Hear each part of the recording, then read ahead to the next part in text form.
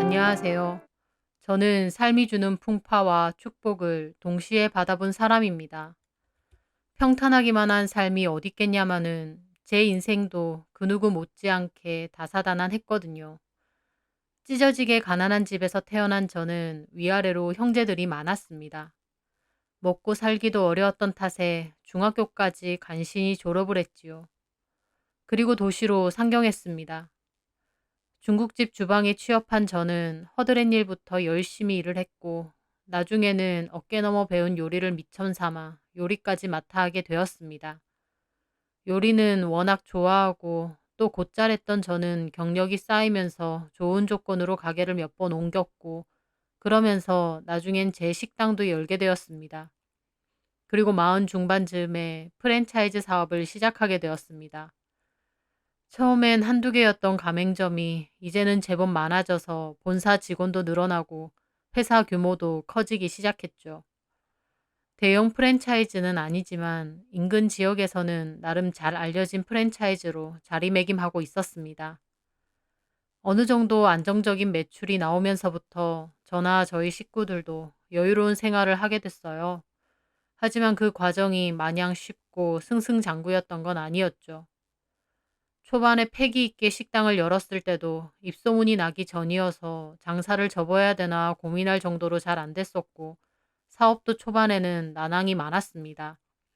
음식 장사는 해봤어도 프랜차이즈 사업은 처음이다 보니 어려움이 정말 많았고 자금 문제나 가맹점 관리 문제로 골머리를 앓는 적도 많았고요. 하지만 저희 음식에 대해서 자신감이 있었고 시간이 걸리더라도 인정받을 수 있다는 생각이 있었기에 고집스럽게 버텼고 결국은 잘 된 것이었습니다. 문자 그대로 맨손의 시골 촌놈이었던 제가 어엿한 사업체를 운영하는 대표가 되었으니 제 스스로도 이만하면 나 열심히 살았다 뿌듯하고 제 자신이 자랑스러웠습니다. 스라에는 딸 하나와 유학을 가서 외국에서 몇 년째 생활 중인 아들 하나가 있습니다. 딸은 미술 전공 후 선배네 입시학원에서 미술을 가르치고 있어요. 자식들도 다 착하고 아내와도 사이가 좋아서 엄청난 부자는 아니지만 남부러울 건 없는 인생이라고 자부했습니다. 그러던 도중 저희 딸이 결혼을 하고 싶다며 자기 남자친구를 소개하겠다더군요. 이름은 차성훈이고 소개로 만난 건데 대기업에서 영업사원 일을 하고 있다고 했습니다. 딸이 남자친구를 소개해준답시고 마련한 식사 자리에서 처음 그 남자를 봤는데 첫인상은 그렇게 좋지 않았습니다. 저도 나이가 적지 않고 사업체를 운영하다 보니 나름 사람 볼 줄 안다고 자부하는데 그 남자는 너무 가벼워 보였거든요. 외모는 못생긴 인상은 아니고 오히려 잘생긴 편에 가까운데 대화를 해보면 진중함이 없고 말만 번지르르한 편인 것 같더라고요. 특히나 저를 보고 굉장히 입에 발린 소리를 잘했습니다. 아버님, 꼭 뵙고 싶었습니다. 진짜 영광이에요. 나를 어떻게 안다고 뵙고 싶다고 그래요? 허허. 왜 모르나요? 저 아버님이 대표시라는 그 식당들 가서도 자주 먹고 시켜 먹는 것도 여러 번입니다. 제가 팬이에요, 팬. 그래요? 예. 물론 처음에는 미주가 알려줘서 안 가긴 한데 한번 가보니까 진짜 맛있더라고요. 그 길로 단골됐죠. 와, 그런데 아버님이 그 회사 대표라니 진짜 대단하세요. 존경합니다. 저를 언제 봤다고 엄청 친근하게 제 칭찬을 하더라고요. 친화력이 좋은 것도 있겠지만 초반에 지나치게 아부하고 유들유들 입에 발린말 하는 사람치고 괜찮은 걸 못 봤기에 사윗감으로 그렇게 마음에 든 건 아니었습니다. 저는 좀 진중하고 속 깊고 사내다운 성격을 좋아하거든요. 딸도 그런 사람을 만났으면 하고요. 하지만 딸이 워낙 좋아하는 데다 저희 아내도 꺼다 놓은 보릿자루처럼 멀뚱히 있는 것보다 활발하고 부침성 있는 것 같아서 도리어 좋다고 마음에 들어 했습니다. 제가 그렇게 좋아하는 성격은 아니지만 딸이 좋다 하면 저도 크게 반대할 생각은 없었습니다. 어차피 딸 인생이고 저도 그저 제가 좋아하는 성격이 아닐 뿐이지 그 남자 자체에 큰 결함이 있거나 문제가 있는 것은 아니니까요. 그런데 그 남자는 유독 저에게 엄청 잘 보이려고 노력하더라고요. 딸한테 전화번호를 물어봤는지 아침 저녁으로 저한테 안부 문자를 하는데 직업이 영업사원이라 더 그런가 싶기도 했습니다. 게다가 제가 술 약속이 있다면 자기가 대리운전을 띄워주겠다며 술 드시고 언제든 연락하라고 하더라고요. 저한테 인생 살아온 얘기를 듣고 싶다며 술 사주시면 안 되냐는 소리도 곧잘 했고요. 한 번은 제가 신기해서 물어봤죠. 성훈 씨는 참 사회성이 좋아. 원래 성격이 그런가? 예, 원래도 활발하고 부침성도 좋고 그렇습니다. 그런데 아버님한테는 특히나 잘 보이려고 노력하는 것도 있죠. 왜? 장인어른 될 사람이라서? 아, 그럼요. 사랑하는 미주 잘 키워주신 아버지 아니십니까? 그리고요, 또 앞서 말씀드렸지만 제가 개인적으로도 존경하기도 하고요. 거창하게 무슨 존경까지. 아유, 무슨 소리세요. 사실 처음에 미주한테 아버님 조남 듣고 제가 좀 찾아봤거든요. 지역 신문사에서 인터뷰하신 게 있더라고요. 보니까 중학교 졸업만 하시고 맨손으로 올라와서 이렇게 큰 사업체까지 일구신 거더라고요. 제가 몇 년 전에 지역 신문사에서 가벼운 인터뷰를 했거든요. 서민들의 성공담에 관한 기사였고, 저도 제안을 받아서 했던 거였습니다. 아무리 여자친구 아버지라고 해도 그런 것까지 찾아보다니 놀랍더라고요. 제가 그걸 읽는데 눈물이 다 나려고 하는 겁니다. 아버님이 정말 존경스럽고요. 뭘 해도 하실 분 같은 거예요. 그래서 제 인생의 롤모델로 삼기로 했습니다. 허, 부담스럽게 무슨 롤모델을. 아버님만 모르세요. 아버님 정말 대단하신 분이신걸. 제가 미주랑 결혼하면 존경하는 아버님과 한 식구가 되는 거 아닙니까? 인생 선배시니까 부족한 저한테 많이 좀 가르쳐 주십시오. 사이면 아들이나 다름없지 않습니까? 입에 발린 소리를 참 잘하는데 저 기분 좋으라고 하는 소리니까 그냥 좋게 생각했습니다. 그런데 그 후에도 말뿐만 아니라 저에게 정말 잘하기도 했습니다. 그렇게 함께 술자리도 종종 가졌는데 그땐 다 좋은 말로 축혀 세워주더라고요. 저는 저보다 우리 딸한테나 잘했으면 좋겠다고 했는데 그 친구는 걱정 말라며 미주를 세상에서 제일 행복하게 만들어 주겠다고 호언장담하더라고요. 아버님, 저 여러 번 보셔서 아시겠지만 믿을 만한 놈입니다. 미주요, 정말 행복해서 눈물 쏟게끔 만들 자신 있습니다. 그래, 미주도 자네를 참 좋아하는 것 같은데 둘만 잘 지낸다면 더 바랄 게 없지. 저 미주한테 진심입니다. 아버님한테도요. 믿어주시면 저 정말 잘하고 살겠습니다. 그렇게 호언장담하는 모습을 보니 어쨌든 내 딸한테도 잘하겠구나 싶어서 마음에 들더군요. 그렇게 저희 딸과 성훈이는 잘 만나오다가 얼마 안 돼 결혼을 약속했습니다. 사돈댁은 그렇게 여유가 있는 편은 아니어서 따로 아들 결혼하는데 보태줄 건 없다고 했고 성훈이가 직장 생활하며 모은 돈이 전부라고 하더군요. 그래서 제가 아파트도 마련해 주었습니다. 명의는 제 명의였지만 따로 집 걱정 말고 편하게 살라고 준 거였죠. 나중에 시간이 좀 지나면 딸 앞으로 명의를 바꿔줄 생각도 있었고요. 제가 아파트를 마련해 주니 성훈이는 또 저에게 아버님 최고라며 잘 살겠다고 몇 번이나 인사를 하더라고요. 그 외에도 제가 결혼식에 보태라고 1,000만 원 가량을 따로 딸한테 주기도 했고요. 그렇게 딸애는 신혼살림을 시작했습니다. 신혼 초의 딸애는 행복해하는 게 눈에 보일 정도였고 이제는 사이가 된 성훈이도 여전히 저에게 잘했습니다. 오지 말라고 해도 주말마다 저희 집으로 출근 도장을 찍더군요. 그리고 저와 아내를 데리고 유명한 맛집이나 관광지도 자주 갔고요. 아들이 유학을 간지 꽤 됐는데 워낙 살갑게 구니 정말 아들이라도 하나 더 생긴 듯 좋았습니다.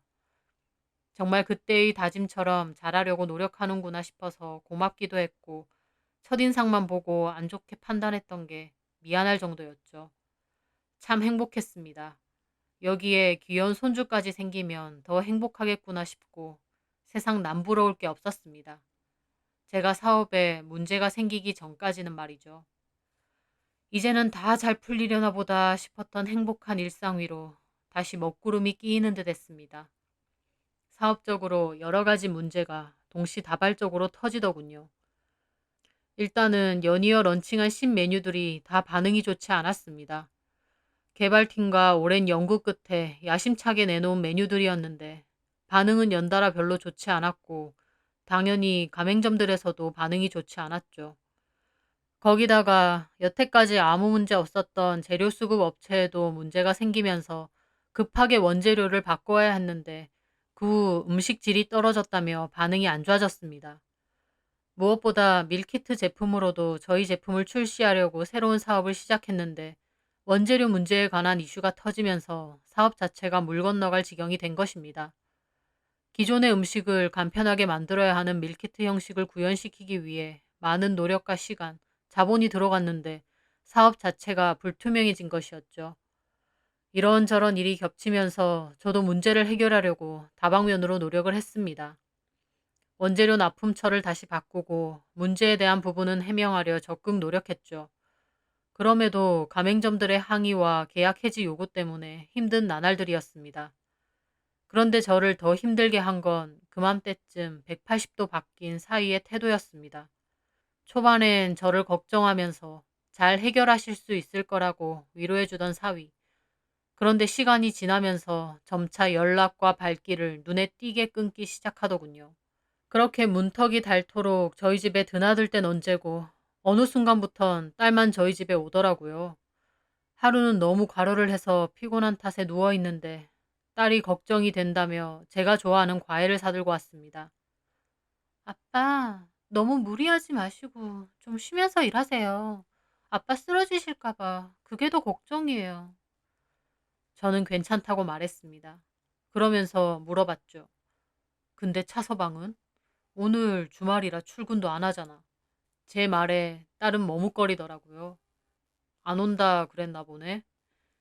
차서방도 바빠서요.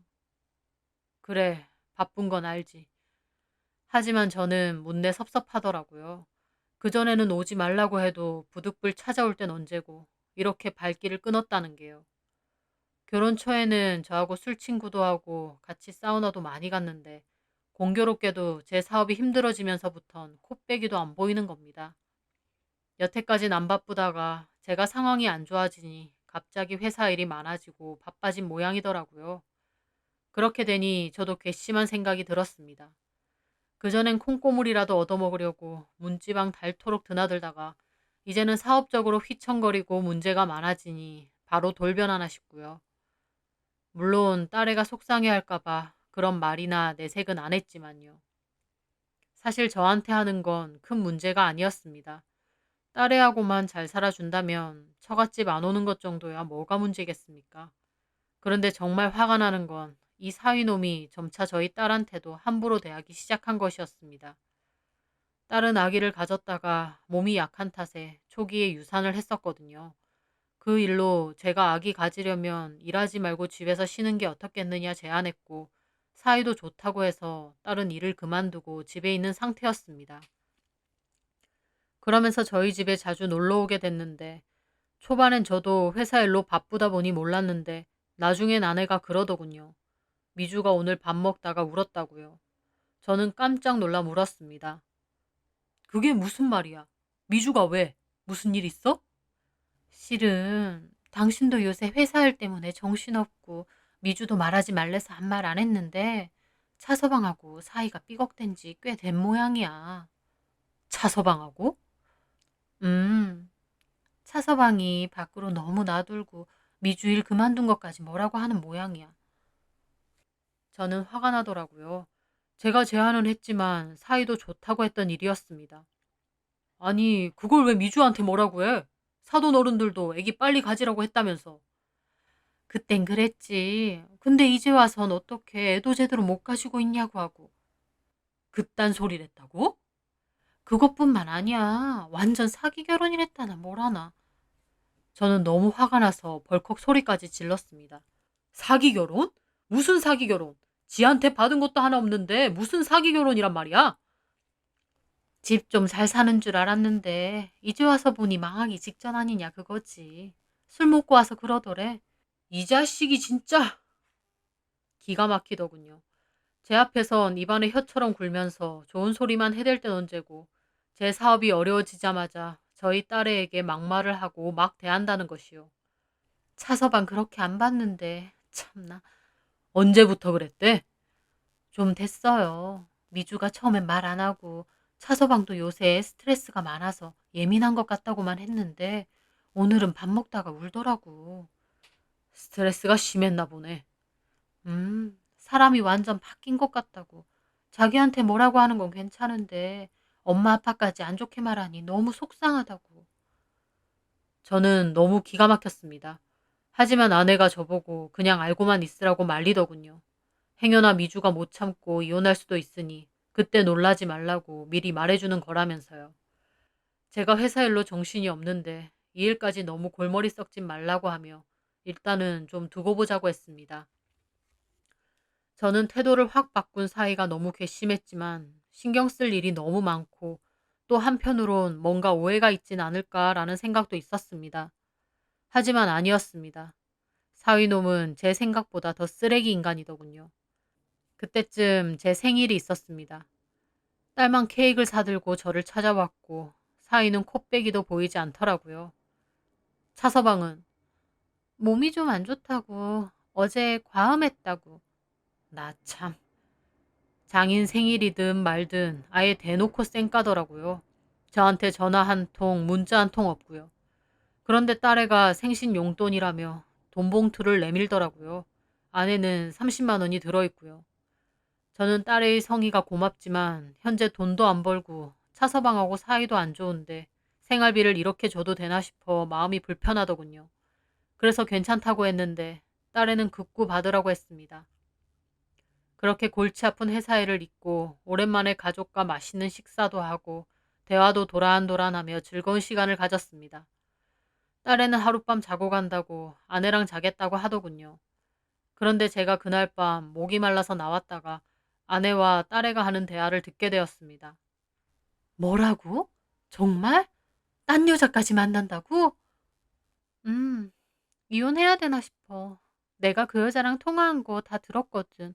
연락하는 것도 봤고. 보통 사이가 아닌 것 같더라고. 막 곧 이혼할 거네, 어쩌네 하면서. 근데 내가 따지니까 잡아떼면서 소설 쓰지 말라 그러고. 차서방 이거 진짜 못 쓸 인간이네. 나도 그런 인간인 줄 몰랐어. 나한테 한없이 잘하고 엄마 아빠한테도 잘하길래 다정하고 좋은 사람인 줄 알았지. 게다가 오늘 아빠한테 드린 돈 봉투. 음, 내가 지금 돈을 안 버니까 차서방이 생활비만 따로 조금 주거든. 그걸로 생활하는데 너무 빠듯하거든. 그래서 내가 며칠 전에 아빠 생신이니까 작은 금액이라도 용돈이라도 드리고 싶다고 하면서 생활비에서 돈을 뽑아서 화장대 위에 올려놨거든. 오늘 들고 가려고. 그랬더니 오늘 아침에 돈도 안 벌면서 쓸궁리만 하냐고 갑자기 소리를 지르더니 그 돈 봉투를 나한테 집어 던지는 거야. 뭐야? 내가 뭐 하는 짓이냐니까 돈 없으면 무시 좀 당해도 된대. 내가 얼마나 기가 막힌지. 저 인간하고 도저히 못 살겠다 싶고. 근데 아빠한테 말하기 미안하기도 하고. 가뜩이나 아빠 사업 때문에 힘든데 나까지 걱정 얹어드리는 꼴이잖아. 저는 방 밖에서 그 소리를 듣는데 피가 거꾸로 솟는 것 같더라고요. 내 귀한 딸한테 막말하고 바람피는 데다 돈까지 집어던졌다니요. 저는 방문을 확 열어 제꼈고 딸애와 아내는 깜짝 놀랐습니다. 차서방 이 새끼가 진짜 그랬어? 아빠 들었어? 그래, 다 들었다. 너 그거 더 이상 참을 필요 없어. 쥐뿔도 없는 놈, 너한테 잘한다고 해서 그거 하나 믿고 결혼시켰더니 뭐가 어째? 이 새끼가 진짜. 여보, 흥분하지 마. 흥분 안 하게 생겼어? 감히 너한테 돈 봉투를 집어던져? 아파트 살게 해주고 결혼하는데 보태라고 따로 1,000만 원까지 줄 때는 넙쩍 잘도 받더니 내가 사정 어려워지자마자 이딴 식이야? 뭐 이런 쓰레기만도 못한 게 다 있어? 제가 씩씩대자 아내는 저를 말리고 딸애는 속상한지 눈물만 흘리더라고요. 저한테 미안하다면서요. 딸애가 우는 걸 보니 저도 더 가슴 아프고 화가 났습니다. 그날 뜬 눈으로 밤을 지새고 다음날 사위놈에게 전화해 당장 내 사무실로 찾아오라고 했습니다. 그런데 그 전에는 영업직이라는 걸 핑계 삼아 외근 간답시고 잘만 놀러 오던 놈이 이번엔 회사 일이 어쩌고 핑계대면서 안 오는 겁니다. 뺀질거리면서요. 저는 화를 꾹꾹 참으며 말했죠. 차서방, 좋은 말로 할 때 오게. 아니면 내가 자네 회사 찾아갈까? 아니, 아버님. 무슨 회사를 찾아온다 그러세요. 무대뽀로 이러시면 안 되죠. 무슨 용건인지 모르겠지만 전화로 하시면 안 돼요? 직접 얼굴 보고 얘기해야겠네. 아, 알겠습니다. 좀 이따 갈게요. 하지만 사이놈은 1시간이나 지나서야 슬그머니 오더군요. 그 낯짝을 보니 참 기가 막혔습니다. 참 오랜만에 보네, 우리 사이를. 얼굴 보기가 참 힘들어. 아버님, 저 사회생활하는 사람입니다. 이렇게 근무 시간에 막 불러내고 그러시면 안 되죠. 제가 곤란해지잖아요. 그전엔 외근 핑계 대면서 툭 하면 내 사무실 놀러 오지 않았어? 제가 언제요? 이 근처에 볼 일 있어서 왔다가 들른 거겠죠. 사위는 저를 대하는 눈빛, 행동, 말투가 모두 바뀌었더라고요. 아무리 상황에 따라 사람이 달라질 수도 있다지만 이렇게 달라진 사람은 처음 봤습니다. 정말 간교하고 간악한 인간이더라고요. 저는 끓어오르는 화를 참으며 단도직입적으로 말했습니다. 자네 여자 생겼나? 예? 외간 여자하고 통화하고 맨날 밤늦게 들어오고 저번엔 팬티까지 바꿔 입고 왔다며? 제 말에 사이가 더 펄쩍 뛰더라고요. 아, 진짜 미치겠네. 아니, 미주는 그런 말까지 부모한테 다 한답니까? 미주 성인입니다, 아버님. 대여섯 살 먹은 꼬맹이 아니에요. 무슨 그런 얘기까지 다 엄마 아빠한테 일러 바친답니까? 말 못할 이유가 뭐야? 고민되고 속상하면 얼마든지 부모한테 말할 수 있지. 아, 아버님, 진짜 자식 잘 못 키우시네요. 그러니까 미주 걔가 좀만 문제 있으면 쪼르르 부모님께 달려가서 일러 바치고 자기 혼자 뭐 할 줄 아는 게 없잖아요. 너무 오냐오냐 키우셨다니까요. 저한테 이제 훈수질까지 하더군요. 언제는 미주가 때가 안 타고 순수해서 너무 좋다느니 사랑받고 큰 게 느껴진다느니 입을 털 땐 언제고 이제는 저딴 식으로 말을 하는 겁니다. 자네 진짜 좀 너무한 거 아니야? 어떻게 사람 행동이 이렇게 180도 달라지나? 눈치도 안 보는 것 같아. 무슨 눈치요? 내 사업 상황이 안 좋아졌다고 하자마자 이러는 게 말이야. 제 말에 사위는 눈을 반쯤 뜨고 말을 듣는 둥 마는 둥 하더라고요. 그러더니 아버님, 솔직히 말해서요. 저 이 결혼 잘못한 것 같습니다. 뭐? 저 솔직히 인물도 나쁘지 않고 대기업 다니고 인기 많아요. 저 좋다고 하는 전문직 여자들도 많고요. 그럼에도 미주 선택한 건요. 아버님 후광도 있었습니다. 아버님 존경한다는 거 진심 맞고요. 근데 이렇게 한 방에 훅 가실지는 몰랐네요. 그것도 결혼하고 얼마 지나지도 않아서. 뭐? 한 방에 훅 가? 사이놈은 될 대로 되라는 식인지 이제 저에게도 막말을 하더군요. 해야 될 말, 하지 말아야 될 말, 구별도 하지 않는 것 같았습니다. 예, 솔직히 이렇게 되실 줄 알고 딸내미 저한테 떠맡긴 거 아닌가 싶을 정도예요. 저는 너무 화가 나서 벌떡 일어나 소리를 질렀습니다. 떠맡기긴 뭘 떠맡겨? 자네가 내 딸을 떠맡길 정도의 깜냥이나 되나? 자네가 뭐가 있다고? 쥐뿔뭐 가진 게 있다고? 얼굴 반반하고 대기업? 웃기고 있네. 내 딸은 뭐 어디가 빠져? 결혼하게 해달라고 잘하겠다고 입에 발린 소리 할 땐 언제고 이제 와서 뭐가 어째? 그러니까 이 미친 사이놈이 뭐라고 하는 줄 아세요? 그땐 이렇게 될 줄 알았냐고요. 그러게 왜 사업을 쓸데없이 무식하게 벌리시는데요. 하던 거나 제대로 하시지. 뭐라고? 무식? 아버님 주특기 아닙니까? 잘 되고 있는데 새로운 일 계속 벌리시는 거. 무작정 한다고 다 잘 될 줄 아세요? 참 보고 있자니 답답하네요. 뭐야? 너 나가! 기껏 오라고 해놓고 나가라고요? 꼴도 보기 싫으니까 당장 나가! 제가 소리 지르자 사이놈도 저를 노려보더니 그대로 나가더라고요. 저는 진짜 뭐 저런 대먹지 못한 놈이 있을까 너무 기가 막혔습니다. 그렇게 잘하고 곰살맞게 굴던 사이라는 놈이 쌍욕만 안 했다 뿐이지 저한테 눈을 치켜들며 온갖 막말을 하면서 따지는데 정말 혈압이라도 올라서 쓰러질 것 같더군요. 저런 쓰레기 같은 놈이랑 제 딸, 더는 결혼 생활 유지할 필요도 없을 것 같았습니다. 제 딸애가 영양가가 없어진 것 같으니 바로 팽하려는 놈, 저도 사이로 더 이상 필요 없으니까요. 저는 딸애에게 집으로 오라고 했고 차서방 그놈 도저히 인간 아니라며 그냥 이혼 전문 변호사 만나보라고 했습니다. 딸애는 무슨 일 있었냐고 했고 저는 오늘 있었던 일을 다 얘기하자 아내도 기막혀하고 딸애도 화가 나서 알겠다며 헤어지겠다고 했습니다. 그렇게 차서방에게 이혼하겠다고 통보를 했는데 이 사실을 안 사돈댁에서도 왜 남의 아들 이혼남 만드냐고 난리를 쳤고 그 바람에 집안 싸움까지 생기게 되었죠. 사업 문제에 딸의 이혼 문제까지 그맘때 저는 머리가 터질 정도로 아팠는데 사람 죽으라는 법은 없는가 봅니다. 그맘때쯤 꽉 막혀 있던 문제들이 조금씩 회복되기 시작했거든요. 마지막이다 생각하면서 준비했던 신메뉴가 큰 히트를 쳤고 여러 문제로 난항을 겪던 밀키트 사업 문제도 대기업 식품회사에서 협업 제의를 하면서 좋은 조건으로 다시 재개되었고요. 내가 열심히 일궈온 사업이 한순간에 물거품이 되나 했는데 기사회생으로 살아나게 된 것이죠. 밀키트 사업은 대기업에서 홍보차, 제품 론칭도 전에 광고도 많이 나가게 되었습니다. 천만 다행이었고 이렇게 또 위기를 한번 넘기는구나. 오히려 더 잘 되려고 일했나 보다 싶더라고요. 그런데 정말 웃긴 게 그때쯤 사이놈이 또 슬슬 잘하려고 하더라고요. 저희 딸애는 이혼 준비한다고 집을 나와 살았는데 저희 제품이 대기업 식품회사와 협업을 한다는 기사가 나올 즈음 딸애에게 연락을 해서는 싹싹 비는 것입니다. 미안해 미주야. 네가 없어 보니까 네 빈자리를 알겠더라. 내가 정말 나빴어. 왜 이래 갑자기. 그때 아버님 사업 안 좋아지시고 자기도 힘들어하니까 나도 너무 예민해져 있었어. 걱정도 되고. 상황이 다들 너무 예민하고 날카로웠던 것 같아. 나라도 그러면 안 됐는데. 저희 딸애는 어이가 없다며 콧방귀를 꼈습니다.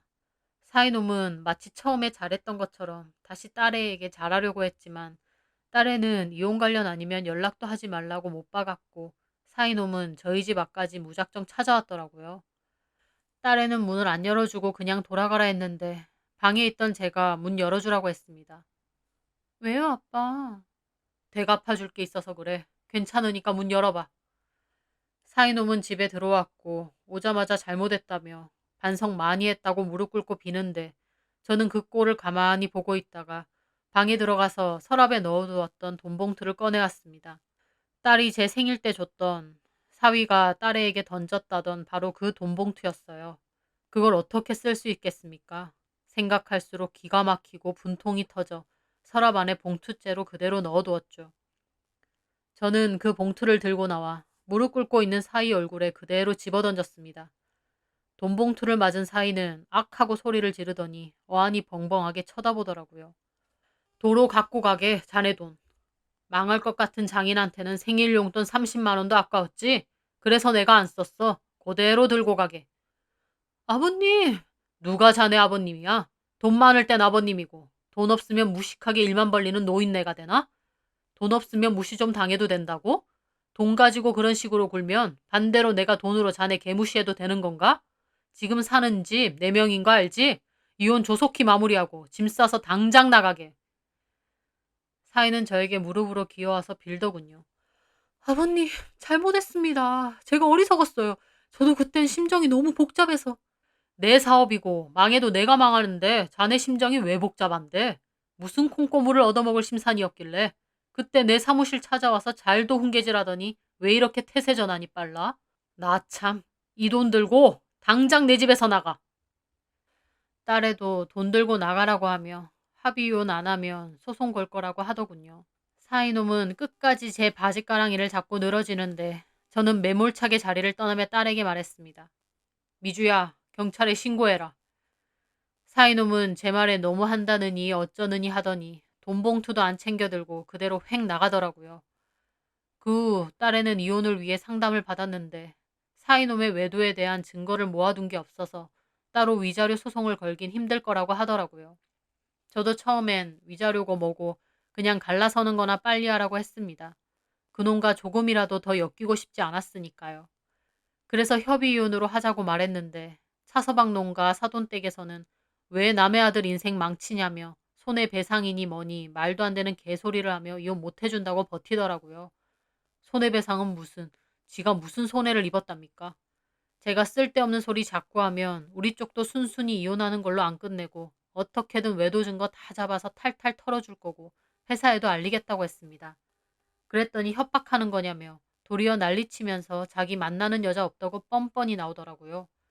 너무 괘씸했던 저는 결국 사람을 써서 차서방 뒤를 좀 캐봤죠. 그리고 제 딸애가 눈치챘던 내연녀를 찾게 되었습니다. 차서방이 이혼을 염두에 두고 만난 여자 같더라고요. 저희 딸애랑 갈라서고 그 여자랑 잘해보려고 했던 모양인데 그 여자와도 뭐가 문제였는지 어긋난 것 같더라고요. 제 사업이 다시 좋아지니 다시 저희 딸애와 저희 집으로 붙으려고 한 것입니다. 참으로 뻔뻔하고 지긋지긋한 인간이더군요. 처음엔 좋게 협의혼을 하려고 했지만 뻔뻔하게 나오니 저희는 외도 증거로 다시 소송을 걸 거라고 했습니다. 물론 불법 취득한 거라 따로 벌금을 내야 될 수도 있다고 하더라고요. 좋게 협의혼 해줬으면 됐는데 그것마저도 멍청하게 버티다가 결국 위자료까지 내게 된 셈이죠. 딸의 신혼집은 제 명의였고 결혼 생활 자체도 오래 유지되지 않아서 재산 분할 명목으론 따로 나누고 할 만한 것도 없었습니다. 다만 이혼과 별개로 위자료 소송은 지지부지하게 오래갔는데 결국 저희는 벌금 내고서라도 취득한 외도 증거를 사용했고 저희 쪽이 승소를 해 위자료 2천만 원까지 받게 되었습니다. 딸애는 짧은 결혼 생활을 끝으로 그렇게 이혼했고 저희 집으로 다시 들어왔습니다.